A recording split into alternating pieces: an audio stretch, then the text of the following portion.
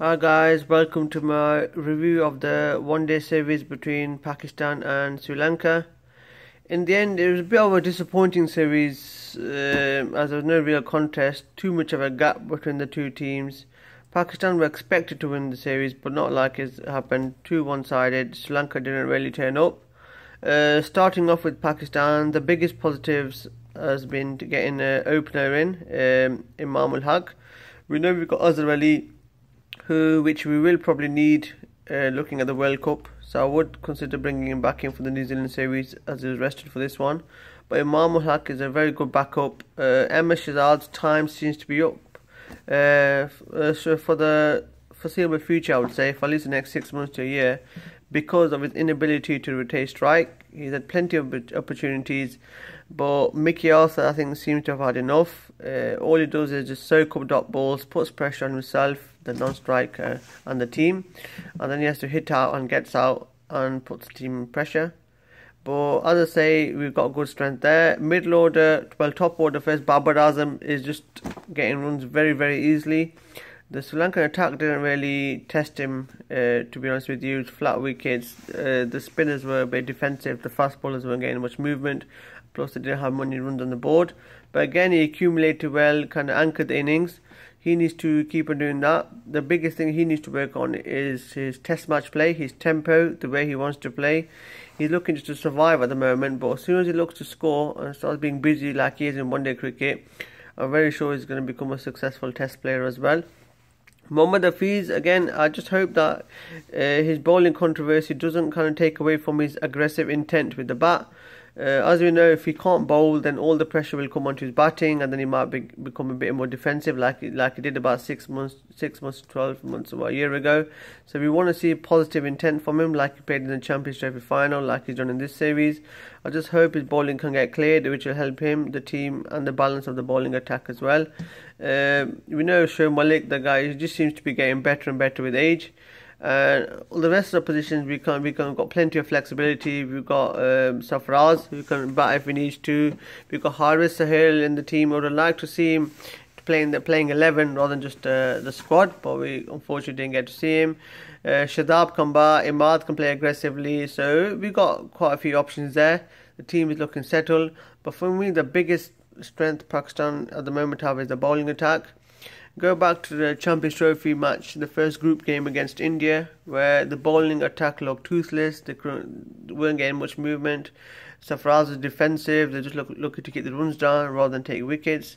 You fast forward that to the Champions Trophy final, where everything changed. Safraz is more aggressive. The bowlers were looking to take wickets. The fielders were in there. So I think the overall mentality of the team has changed. It took Mickey Arthur a while. Maybe the India defeat in the group stage was good, and they carry that forward now. The bowlers are always looking to take wickets, and I think one-day cricket, the biggest thing now is being able to take wickets in the middle overs between about 20 to 35. That's where the teams are consolidating now and looking for a big last 10 to 15 overs. If you can take wickets in the middle, you're always going to keep the runs down, and Pakistan have got various options. Hassan Ali, amazing. Every time he comes on, he takes wickets. He's aggressive, he bowls bounces, gets the ball to move in the air, sometimes even off the pitch, even on dead wickets. Mohammad Amir again wasn't available for this series, but a very good option if he gets the ball swinging with the new ball. Ruman Reis, Shinwari, Junaid Khan, Shadab, brilliant leg spinner. Mohammad Hafiz, if he can bowl, keeps the runs down. All the wicket-taking threat for left-handers, and Shoaib Malik also can roll his arm over. So I have no doubt that Pakistan are probably one of the best one-day bowling attacks in the world at the moment. If their batting can fire, in terms of if they're chasing a big score of 270, 280, 300, 320 even, if their batting can get them scores batting first, or chase anything over 260, 270, then they are going to become a very formidable team and one that can challenge for the World Cup.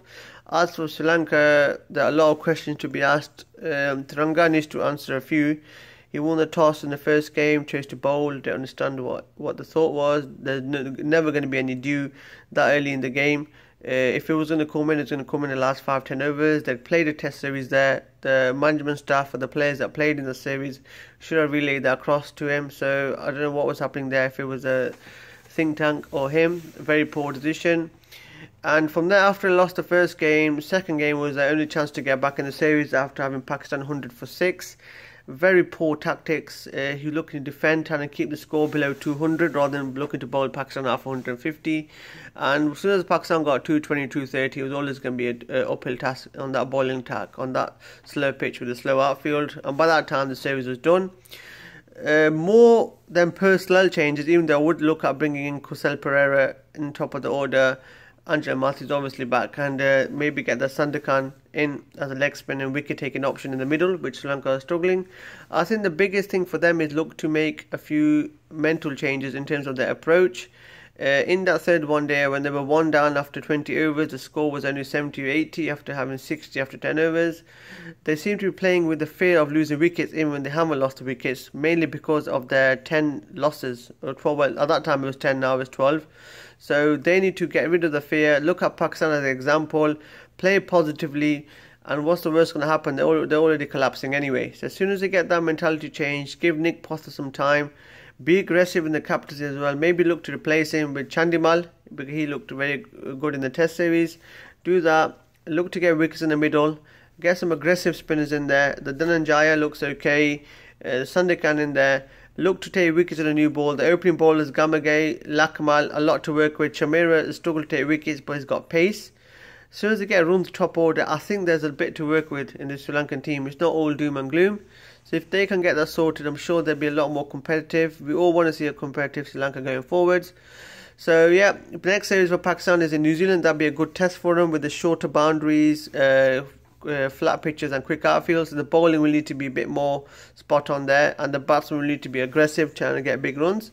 So that'll be a good test for them. Sri Lanka is going to be a long hard tour of India. I just hope they can learn some lessons from the series against Pakistan and take them forwards, but I think they will struggle. But as long as we see signs of improvement, that's where it is. So look forward to your company next time with the Ashes very soon. I'll review that one very soon.